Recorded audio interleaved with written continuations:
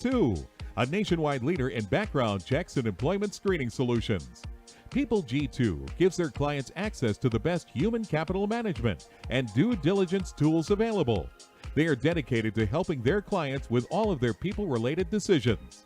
To learn more, go to www.peopleg2.com. Talent Talk centers on the topics of talent recruitment and management, leadership development, company culture, and employee engagement. These are all timely topics for CEOs, entrepreneurs, HR professionals, and business leaders.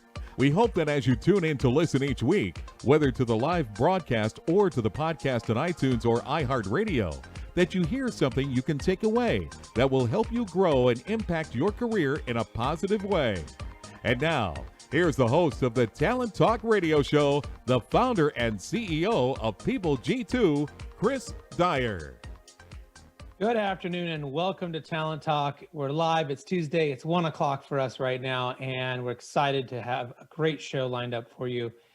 Two spectacular guests. And whether you're listening live or maybe if you're tuning into the podcast we turn it into after the fact, either way, welcome and thank you for being a loyal listener. If this is the first time you're here, a couple things kind of why we have this show.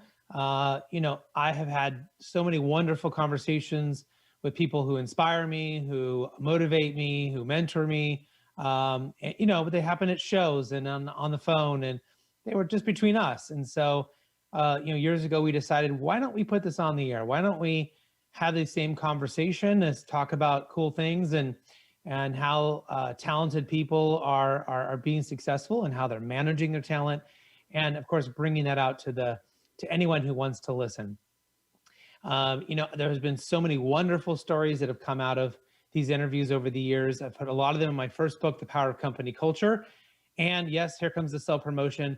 Tomorrow, my new book, Remote Work, launches. So I hope that you will go to Amazon and you will buy a copy. You will, do all the things, and hopefully it will be helpful and impactful to you with all of your flexible work needs that are going on right now, from fully remote to hybrid, whatever that looks like. So we are live here every Tuesday, 1 p.m. Pacific Standard Time. But, if you're listening to us on iTunes, iHeartRadio, Stitcher, Spotify, just make sure you subscribe. That way you always know when a new episode is ready. And so you don't have to even think about it. And then before we get to my guest today, don't forget we are live tweeting everything. So if something smart we say, we're definitely going to tweet that out. If we say something dumb, we probably will omit those. But we definitely will have links to profiles and books and anything that we think you might have wanted to jot down. We're trying to live tweet that right now, and even submit questions, and we try to feed them into the show if it's sent us during the live show. All right, enough with all the business. My guest today, our CEO and president at Project Success Inc., Clint Padgett, and then and Level 5 associate founder Robert Mixon will join me after the commercial break.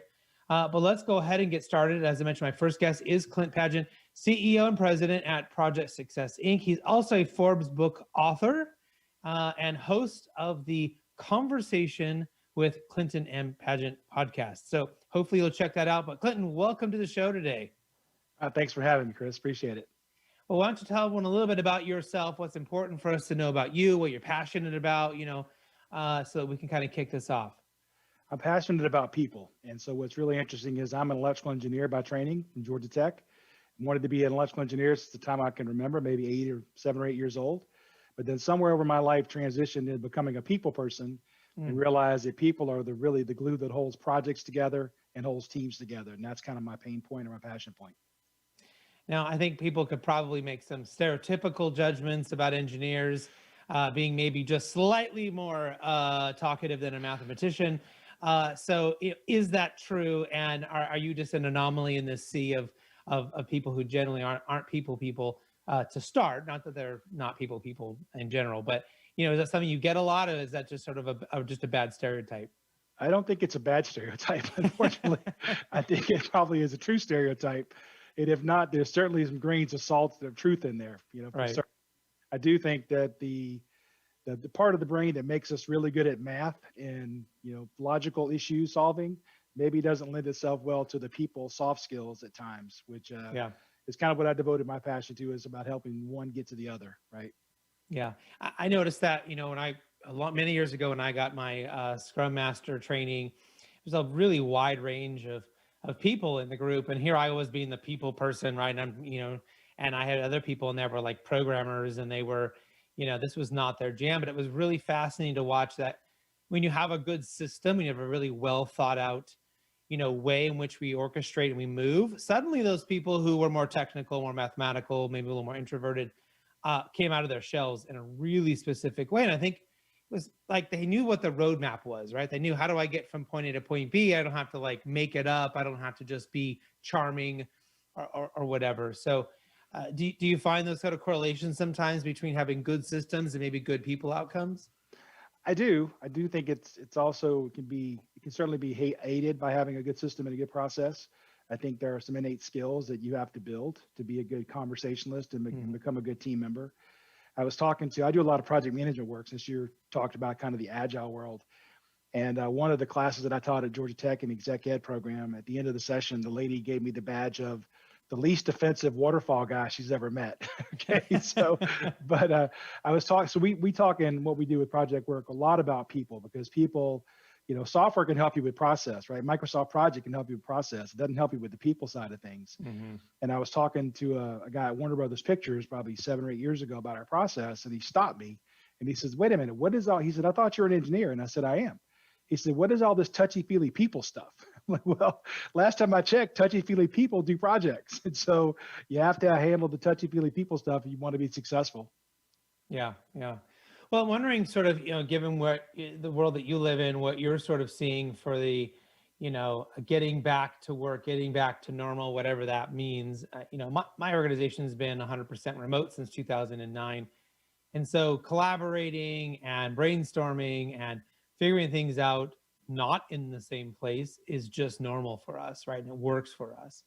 I think a lot of people are like, well, we have to be in the same place in order to make this thing work.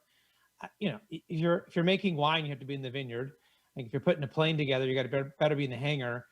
But there's probably a lot of gray area right in between. So what are you sort of seeing for that 2020 to 2021 progression? Do you think a lot of people just try to get back to where we are? Will it be some sort of a mix? What are you seeing? I think it'll be a mix, Chris. I mean, you look at what people have said, like JP Morgan Chase, they're very much about, we're going to get back in the office. Others, I think Twitter and Facebook have basically said you can work from home forever if that's what you want to do. I think it'll be a mix. I think what's come out of the pandemic is, if I see two benefits, one is that we now know that we don't have to go into the office sick. We can work from home successfully and not bring that contagion to everybody else in the office. Right. And the other one is that we have to get better at handling communication. And, I open my podcast with the quote from George Bernard Shaw, that the single biggest problem with communication is the illusion that it has taken place. So the fact that you guys have been virtual for 11 years and have mastered that communication piece, I applaud you, because I think a lot of organizations over the last year plus have really struggled with that. And that, so I think, to answer your question, I think it's going to be a mix. I do think that, as you pointed out, there are some jobs that require you be on site. You're not going to be an Amazon delivery driver from home, right? You're going to be at the warehouse and then be in your truck going places. You're not going to put a plane together unless you're at the Boeing facility in Seattle, right? Those things you have to be in place for. There are some jobs that we've known can be done remotely, and probably some more we've learned now can be done remotely. And I think you're going to have a great majority of people that are going to be in the middle, where maybe they're not. I kind of personally believe that the 9 to 5 butts in seats Monday through Friday is gone for a lot of companies, a lot of people. But I do find that there's something organic that has to happen when we're face to face. You're not going to get when you're 100% remote. So I think even those folks that are able to work remotely long term, there's going to be a day a week in the office, 2 days a week, or maybe 2 days a month, sometime where we come in and intermingle and commingle and have that social aspect that we need. And I think there's some business positives that come out of that intermingling as well. Yeah, we learned that once a year we needed to get together, and that seems to fill up our bucket enough that having that time to be shoulder to shoulder with each other and do some trainings and have our holiday party is kind of all we need to keep that part connected. However, the second part is we actually had to undo this thought that you make your friends are at work, right? That your social life is work, and that you get all that social interaction at work. And so my people really value work-life balance. So being able to move their shifts around, being able to do the work when it's the right time for them, and then get their social outlet somewhere else, right? So there's high respect, high motivation, and getting things done internally on our end. But there isn't a lot of like, we're going to go have a beer together afterwards, right? But that has to kind of be retooled. What else are you sort of seeing maybe in the changing and in relationships as well with remote work? Well, I think that you've kind of hit it on the head. If you're not going to come together physically at any point in time, then you're going to have to find your social interactions remotely through other places. And I do think isolation has really been at the forefront of the last year and a half with people who maybe weren't used to being remote, who got forced into that. I think there's a lot of loneliness that came out of that. So I think you have to figure out, where am I going to get my physical contact? Because I think as human beings, we need and crave physical contact, whether that's a handshake, a hug, or just being face to face over a cup of coffee. I think those things matter. And if you're not going to ever come back to the office, and you're never going to get those from your colleagues, then you're going to have to find it elsewhere, whether that's your next door neighbor, your across the hall neighbor, or whatever that might be. But you're going to have to find those, or I think you're going to be awfully lonely. Yeah, and I mean, I've known lots of people, prior to the pandemic, who didn't feel that connected to their coworkers, and it was because they expected them to be like their friends, and it really wasn't, there wasn't really that connection there. But yet they respected them; it was a good job, and so I always back then told them, like, you don't need to be friends with them. Like, you need to get stuff done. You need to enjoy your job and be satisfied. And when they did that, kind of unprogrammed this thing that I'm supposed to go hang out with them after work, right? And then they put it somewhere else, and suddenly they like their job. It was just sort of a weird expectation I think some people have. Now, I don't think it's atypical, though. I think my expectation would be that if I hang out in an office with somebody 5 days a week, I'm going to find some people that I like to hang out with, and after work, going to have a beer or go bowling or whatever those things are. I'm going to have those relationships, but I don't think you're going to create long-term relationships on Zoom. So I think you're right. You had to find them somewhere else. Yeah. Well, one of the things too that we figured out was, there can be a big difference in how we communicate. I'm wondering, what is sort of your thought in there's communication and there's conversation, right? And so how do those two things play together, and are they the same? Well, I'm past 50, but for most of my life, I actually thought they were the same thing until I was researching a chapter for the book that came out in January. The chapter was called "Communicate Like a Person, Not an Emoji." And I actually looked up the definition of conversation and communication, and they're actually two different things. Communication can be a one-way stream of information. I can communicate to you through an email, through a text message, through a post on Slack or Jira, where a conversation, by definition, is the oral exchange of information, ideas, or concepts. And the key word there being exchange. When you communicate one way, one direction, there's a lot of bad things that can happen, right? It can be misunderstood. People don't understand the tone in which you meant the email to go out. It's misread. You receive the email through the filter of, I'm having a bad day that day, or the way that I define a word isn't the way that you define a word, right? So that's the text-based one-way communications. I find is best served if it's yes/no answers, if it's kind of one answers, if questions that can be answered in one word or less. Those are the better ways. But I think that you get a lot of back and forth if you just use text-based. And conversation, it forces us to have a dialogue. What you and I are doing right now is having a conversation.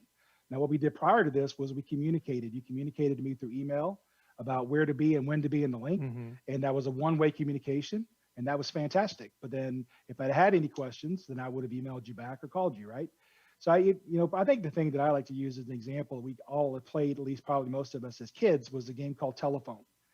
And if you're not familiar with this game, basically 4 or 5 kids in a room, and one kid whispers a secret to the second kid, who then whispers it to the third kid, and on down the line. And of course, the fun of the game is that what comes out of person number 5's mouth is not remotely close to what person number 1 said. And that's because we were doing one-way communication, even though it was verbally, one-way communication each time. And so each person receives that information through their bias, their filter, the way they define terms, and then they pass it. They kind of twist the message a bit and pass it on to the next person who twists it a bit. And it's no surprise that the message got mangled by the time it came out at the end. And that same thing happens in our world today if we're not careful. If we just do a lot of one-way communications, where what you do to clear both of those up, whether you're a kid playing telephone or today in our geographically dispersed organizations, is have a conversation where I get to look back at the first part and say, well, what do you mean by that word? Because this is what that word means to me. And when you said turn left, do you mean like right now or at the next intersection, right? You ask these clarifying questions through a conversation that the message then gets consistent throughout. Yeah, and to kind of go back to that Scrum and Agile world, this is what I love, because I think communication is, hey, go build this software thing for me, right? But the conversation with the client is, okay, I've done a little bit of this. Is this what you wanted? Is this what you expected? Right? And they say, oh, did I tell you yellow? I meant banana, right? Or like, I want, and it's just these small little differences where you have to have those moments of where are we at and is this right? And I think I kind of learned this really important idea a few years back that kind of, I think, illustrates the difference as well, on top of what you said, between communication and conversation. In that telephone game, it's all one way, right? It's just going from one to two, two to three. But in real life, when one says something to two should stop and say, wait a minute, this is what I heard, right? Because exactly. what I learned was that the person hearing the communication, it's their job to understand the meaning. And we always think it's the person talking whose job it is to convey meaning properly. But that's nearly impossible, right? I mean, because of all of our filters and biases and things, of what we're hearing and we think we hear. And so it's our job to be like, wait a minute, I think you just told me that this, background needs to be yellow. Do you say you want yellow? Right. And then, no, I really want more of a banana. Oh, okay. And so suddenly you get this alignment, right? And I guess that's more of a conversation that can be pretty powerful. Absolutely. I mean, I think that the conversation is what clarifies the questions, right? And gets you it really makes the message succinct and make sure that you got it received. I think you're spot on with, here's what I heard you say. Is that right? That's so powerful that you respond back that way. So going back to how we kind of started this conversation about engineers, that's one of the things that I think, and I'll point the finger at engineers because I am one. We have a tendency to want to sit in a cubicle and do our design work, which we're quite happy with, right? Solving problems. And maybe going to that next meeting or get on that next Zoom call is probably something that we don't see as a lot of value add, because that's time we're not be able to do the thing we really like and enjoy. But if we don't have that conversation, if we don't force ourselves to have that conversation, we really miss out on a lot. And I do think that a lot of us engineers want to be focused and don't want to come to those meetings and have those conversations. And let's be honest, what I really want to do is check something off my to-do list. It's saying it's done. And the easiest way that I can do that is if I email you, it's done. If I actually walk down the hallway in the old days or now pick up the phone and call you and say, hey, here's what I did. Is this what you wanted? I might find out that I'm not done and I've got 2 more things added to my to-do list. So my default position is probably going to be to email you and hope you never contact me again. Yeah. Yeah. And it's a really great example, because I think sometimes all of us, not to pick on engineers today, but all of us can go down a rabbit hole of trying to solve the wrong problem. Sure. And, I have a million work examples, but I have a buddy that just recently, his wife basically said, we need to replace this gate. And he thought it was because the latch was not working properly. So he spent all weekend devising an entirely new latch system, only to find out, no, the gate has to be replaced because there was too big of a space and their new dog was getting underneath it, right? And so the real problem wasn't being conveyed, right? And he assumed it was one problem that if you kept the gate would be a problem, right? But I mean, that stuff happens in work all the time. It happens with our clients all the time, right? They tell us I want one thing, and if you don't stop and be like, well, why? Tell me why that's important. Tell me why you need that, right? Is this because someone told you? Because otherwise I guess we're just solving issues that don't really need to be solved. Well, I think one of the best things you can do in those conversations is ask the question, what are you trying to achieve? Yeah. And then the answer will come out, well, I'm trying to keep the dog in. Okay, well then now I understand what you're trying to achieve, and I can address it. Well, in project work, what we call objectives is, what we're trying to achieve, and scope is what you do to achieve it. Now I understand the objective. Now I can build the scope into it. And so I do think a lot of us, we start with scope. Like, here's what I want to do. And we want to tackle the problem. And to your point, we're not even sure what the problem is yet. Right. And I can't tell you how many times I thought I totally knew what my scope of the project was. And I thought I had articulated it perfectly to the vendor, only to have them get working halfway through. And I went, oh, wait a minute. there's this and there's that, and I didn't even think about this other thing. And then, oh, and I've been on 3 of my competitors' websites, and they have a way cooler way to do it than I had even imagined. And suddenly it all changes. I mean, it's just, anyways, Absolutely. yeah. Well, I think working together is it's really the fundamental part of us being successful as coworkers. So are there certain things that you've sort of picked out, identified that make people successful in working together and developing those relationships with coworkers? I really do. I think whether you're face to face, which is always my preference, or through Zoom or remote, whatever, what you have to do is you have to listen. You have 2 ears and 1 mouth, and you should use them in that ratio. You should listen more than you talk. The other one to me is when I'm talking to you, put my cell phone down, look you in the eye, whatever, do Zoom or whatever, and let you know that I'm in the moment. I'm actually engaged with you. And one of my pet peeves is when I'm having a conversation with somebody and they stop talking to me and look down at their phone and, wait a minute, do I not matter? Why am I even in this room with you then? I'll just text you. That's where I am on the pecking order. So listen more than you talk, be involved, be really engaged in the moment, and go into the conversation, not thinking you have to change that person's mind, just understanding they have an opinion that is valid to them. And you need to recognize that. Doesn't mean you agree with it. You just have to recognize that their opinion is valid to them, and you're not trying to change their mind necessarily, but that's a conversation. And I think if you do those 3 things, we're going to be much better off on project teams or frankly in the political scheme that we're in today. Yeah.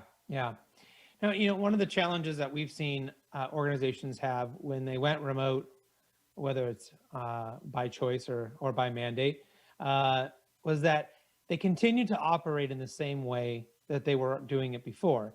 And so, what went from having little one-on-ones and walking around an office and talking turned into one-on-ones that were 30 minutes long and an hour long. And so suddenly you spend your whole day having individual conversations and have no time to work, right? I think which really can drag down things like Zoom and Google Chat or whatever. And and it might make us long for, well, we should just get back to the office and have face-to-face conversations.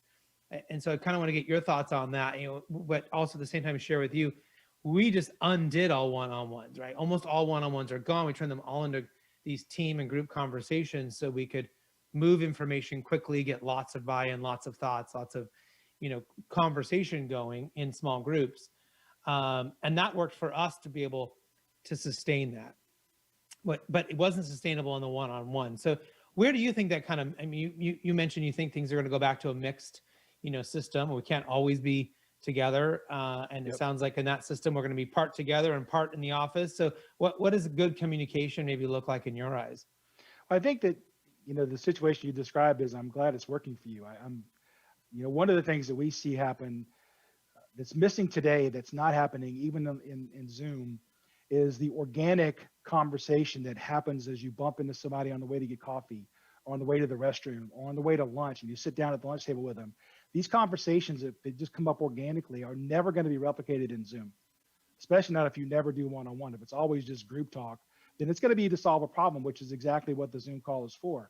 But what we find is those conversations we have establish relationships that then allow me to rely on this person I never actually see face to face, but I know I can rely on them to do their work because we've established a relationship together based on that conversation we had at lunch that day, or the coffee we had that morning at the meeting, right? So, and there's conversations that will bubble up. Hey, what'd you do this weekend? And before you know it, you're talking about something that helps you with a project that that's not even the person you're working with it on.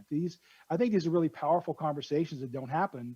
There's an article I read about, I guess 6 months ago now, that talked about some of the most powerful companies in Silicon Valley wouldn't exist today except for a serendipitous meeting at a Starbucks.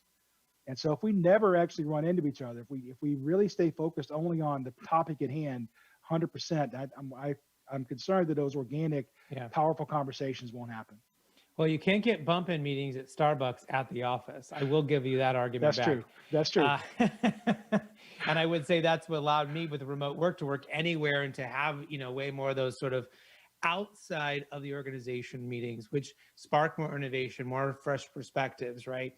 But if you ever need a few tips on how to create some of those things you said you're not sure it can happen, we've actually got a few little tricks that help us do all of that. So cool. It's going to be really interesting to see how people can continue to evolve. I mean, we did not figure all this out in a year. this was 2 or 3 years of us experimenting and figuring things out till we finally got to the right place that it started to work, right?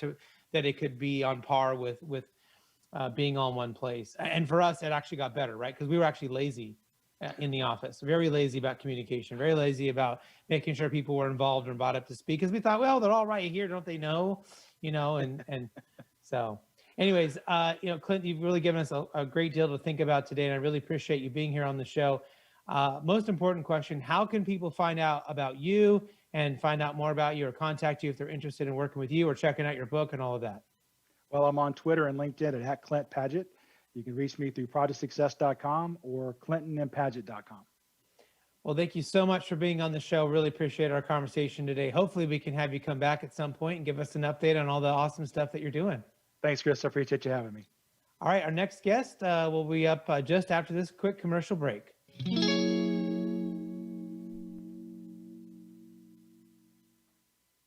Imagine buying a newspaper and discovering that the news you're reading is 6 months old. There isn't much that stays the same for 6 months, and the same thing goes for background checks. In a time when so much outdated information is being passed around, it's good to know that People G2 offers something different. At People G2, we provide today's intelligence, not yesterday's news. Our value-added approach offers you a fully FCRA-compliant solution that includes up-to-the-minute information. By combining industry-leading technology with old-school human investigation, People G2 is able to give you information that is accurate right now, delivered quickly through our online system, or integrated with your HR system. So ask yourself, are you comfortable working with old news, or are you ready for a different kind of background check company? Visit peopleg2.com or call 800-630-2880. That's 800-630-2880 or peopleg2.com. Welcome back to the Talent Talk Radio Show. In case you missed my first guest, Clint Padgett, you can listen to his interview as well as this one, or subscribe to, check out all the other episodes we've had on iTunes, iHeartRadio, Stitcher, Spotify. I mean, wherever there's a podcast, we're probably there. Just find the one you like and subscribe. That's what we need. And don't forget to go to talenttalkradio.com. You can find all the episodes there. You can subscribe there if you don't use one of those other platforms. And your last reminder, don't forget to go and pick up my new book, which comes out today, Remote Work, on Amazon, with my co-author, Kim Shepard. All right. My next guest is a senior executive leader and founding partner at Level 5 Associates, LLC. Please welcome Robert Mixon. Robert, thanks for being on the show today. Hey, thanks, Chris. It's great to be here. Why don't you tell everyone a little bit about yourself? What's important for us to know about you and what you're passionate about with work? Well, I've been privileged throughout my journey to have been a soldier for 33 years and was promoted to senior ranks, probably beyond my capabilities at some points in time. But anyway, I was fortunate to be a general officer and then retired about 13 years ago, went into a manufacturing company and then another organization in the manufacturing role, but at a larger scale as a nonprofit. And then my dream was to have my own company and help other leaders, organizations grow based on what I had learned. Through a lot of mistakes is what I learned about life and leadership.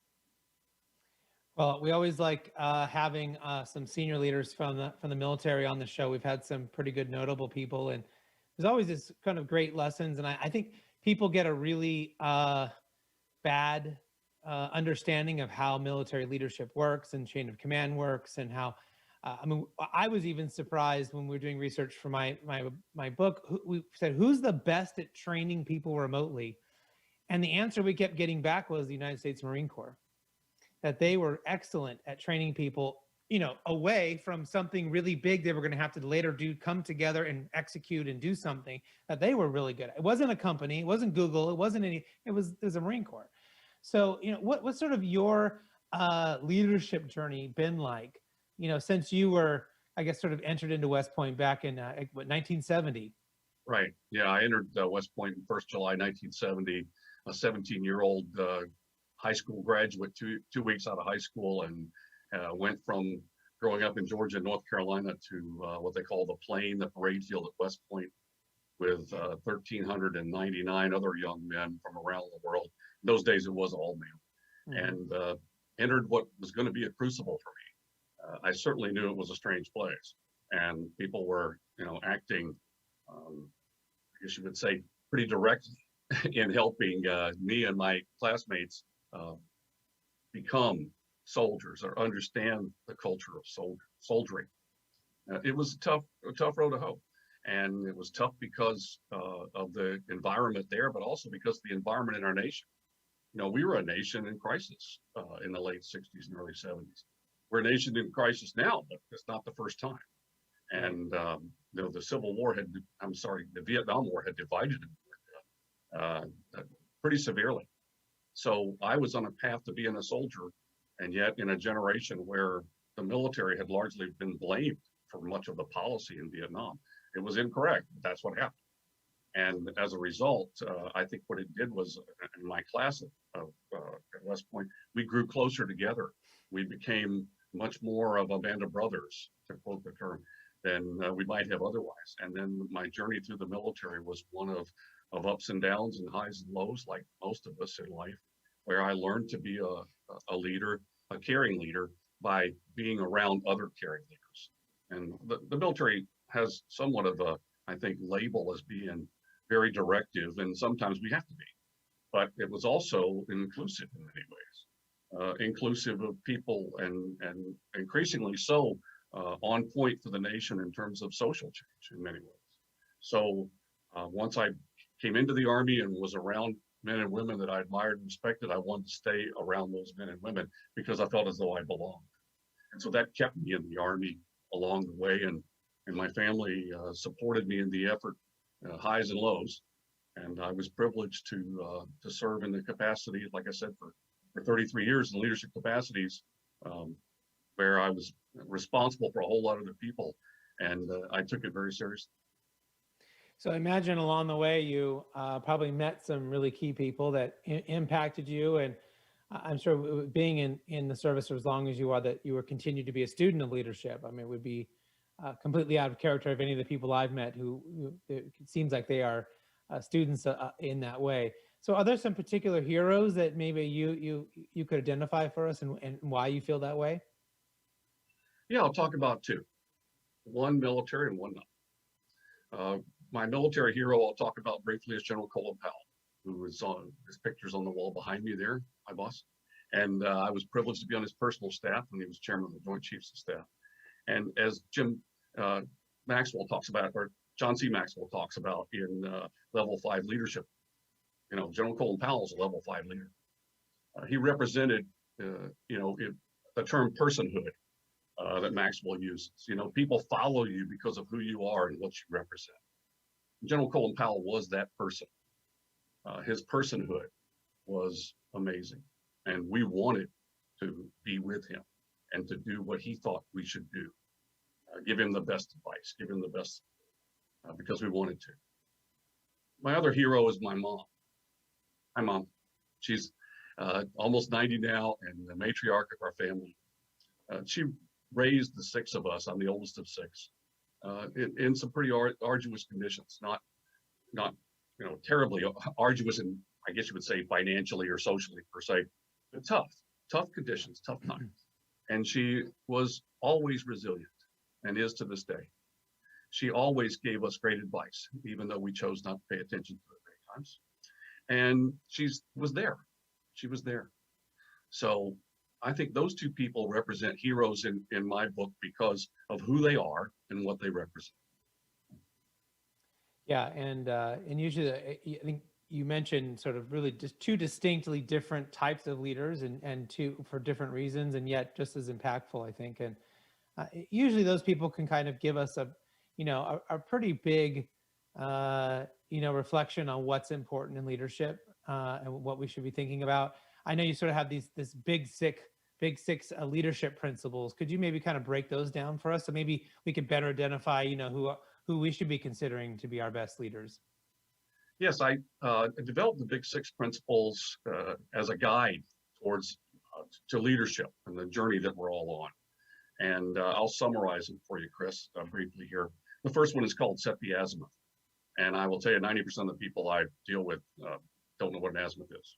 but I harvested it from the military because essentially it captures the idea of the cardinal direction of both yourself and your organization. We all need to set the azimuth of what's our mission, what's the intent, what's the vision in that mission, what are our beliefs, our values, and what's our culture? What are the behaviors that represent those?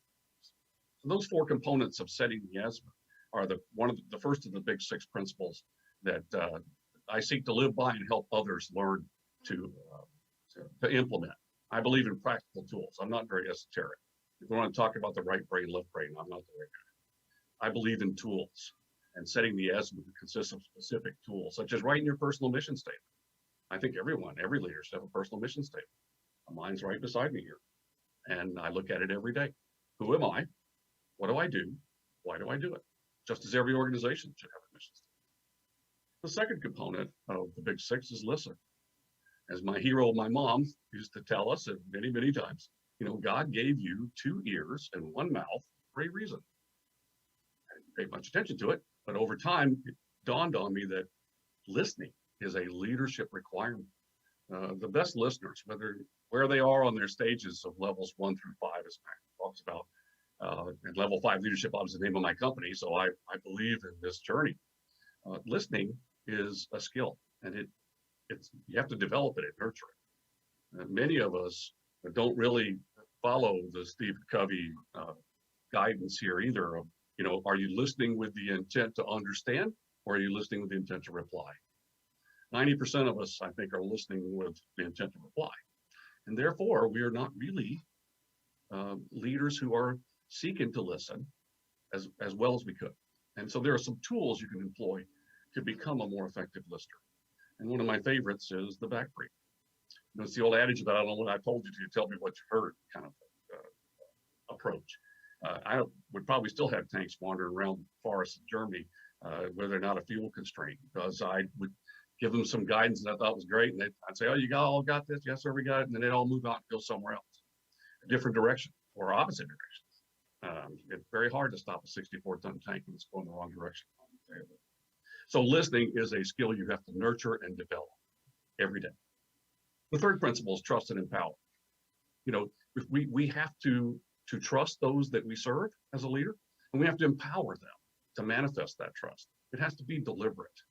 You can't simply say it, you have to do it. And there are ways you can do that, tools for your toolbox. The fourth principle is do the right thing when no one's looking. That sounds very easy. As we say in the Pentagon, that briefs well. Well, it's a whole lot harder than it briefs.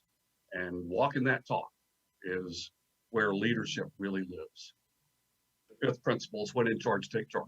That's not being loud. That's not being Patton-esque per se.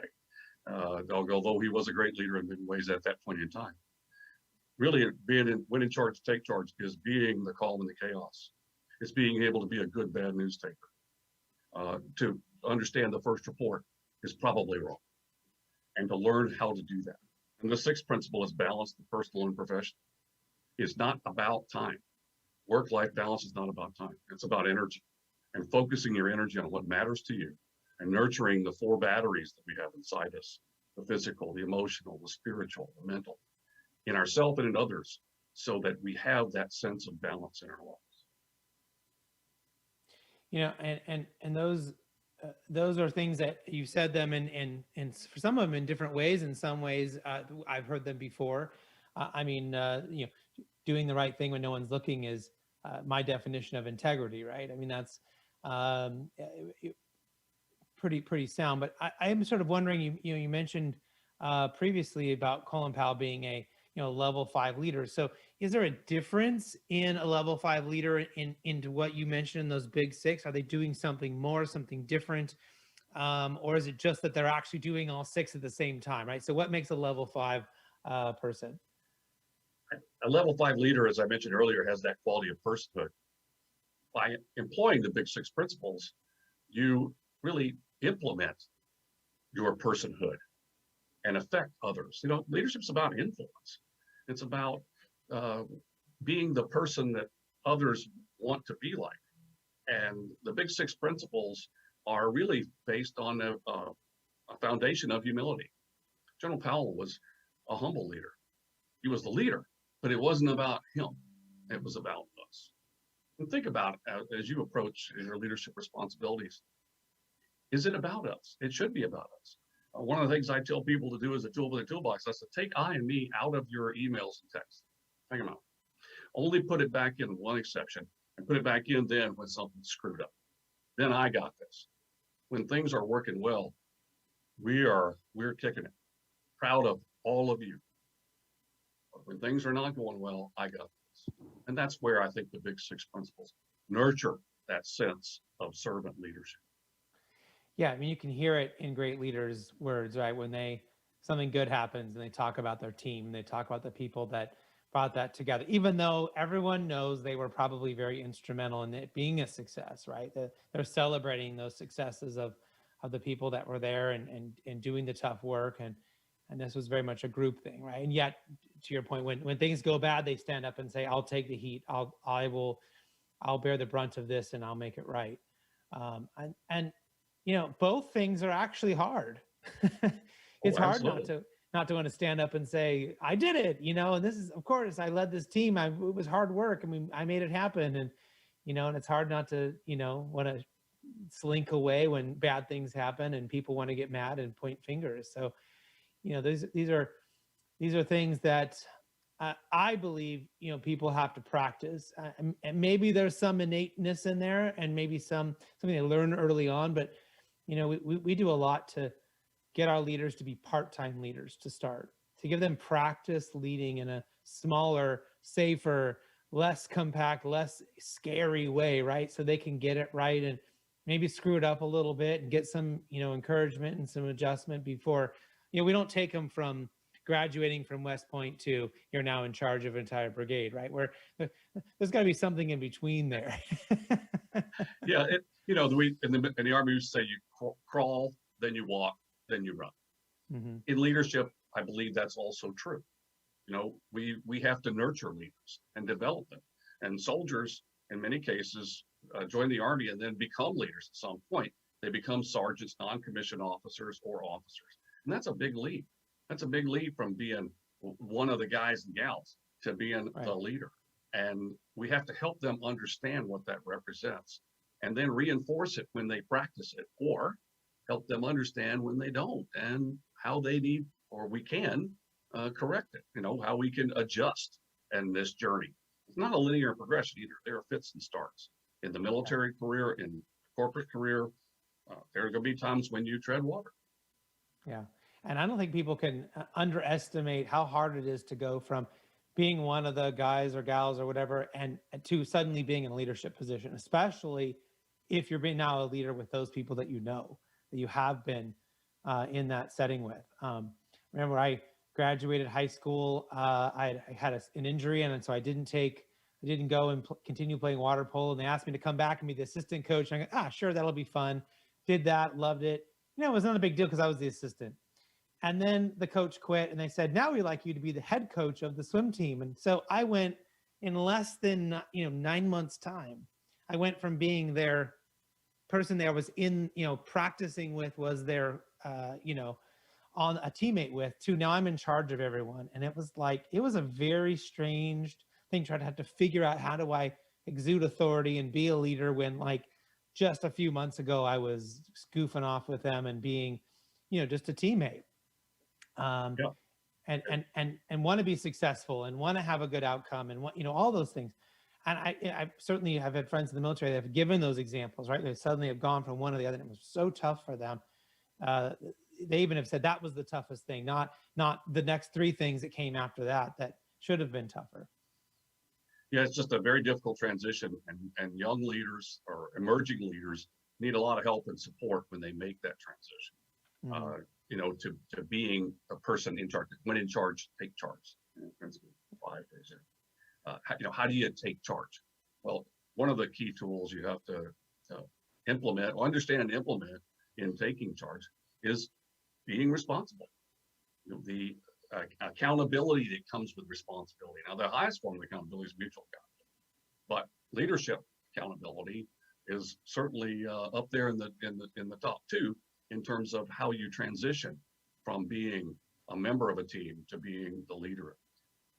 Yeah. The responsibility and accountability have to be really upfront. I help leaders develop that personal mission statement we talked about earlier, and then develop a personal leadership philosophy from that mission statement that really states who am I and what do I represent, and then give that to your team members to indicate to them, hey, this is now my role as a leader of this organization, and this is what you can expect from me, and this is what I expect from you. Well, I know in your book, We're All In, The Journey to a World-Class Culture, has been a big success. And it sounds like a lot of the things you talked about today, I'm sure, are in there, that readers have really enjoyed it. But I understand you have a new book coming out, or just came out, that Just came out. Who Saw This Coming? Now What to Do?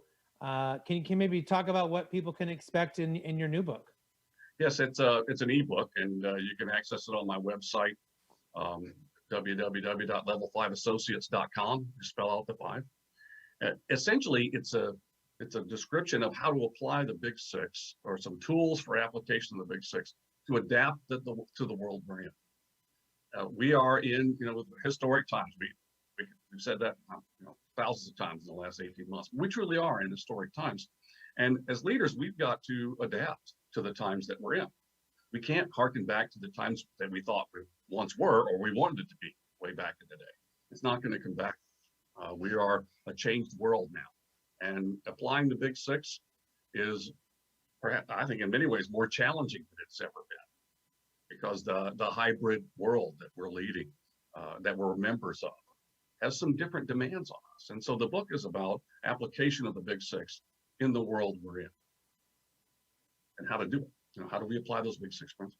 Yeah, and it sounds like the principles are stay the same, but the environment keeps changing, right? I think so, Chris. I don't think the Big Six have changed at all. I think the fundamentals of leadership, blocking, and tackling haven't changed. Yeah. It's how we apply those principles every day.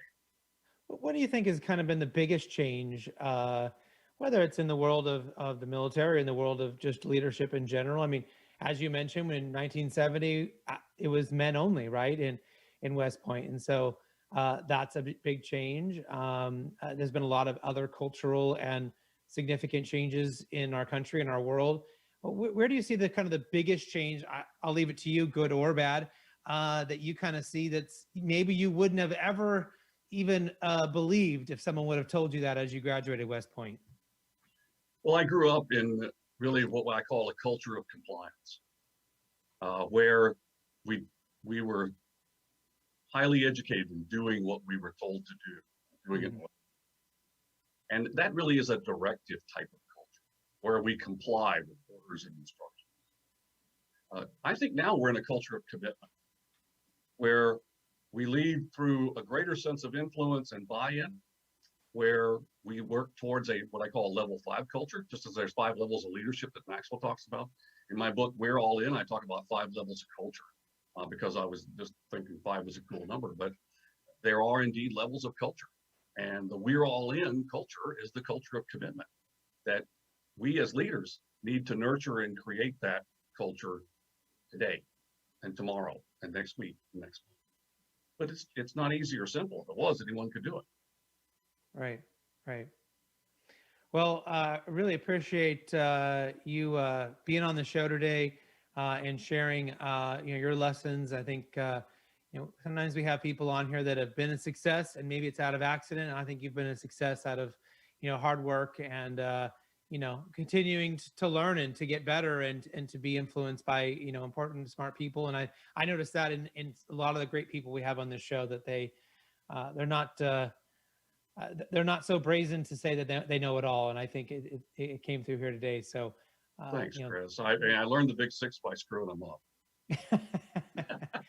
There we go. Humility, always important. Well, Yep. How can people, I know you kind of mentioned earlier, but maybe go ahead and give it to everyone again. How can people get a hold of you if they're interested in finding out more about you and working with you and your organization?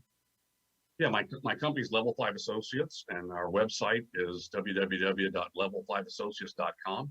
There you will find a snapshot of who we are and what we represent. It's basically me, and I have assisted a couple of folks help on occasion, but it's not a large entity, but we're very personalized, and we focus on what are your goals? What do you want to achieve? And how can we do that together individually and as teams and as an organization?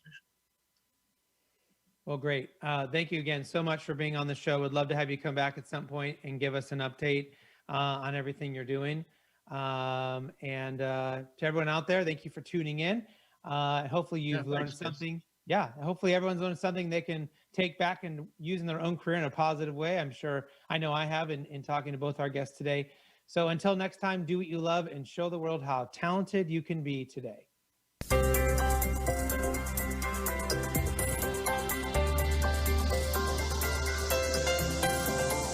You've been listening to Talent Talk Radio, brought to you by People G2.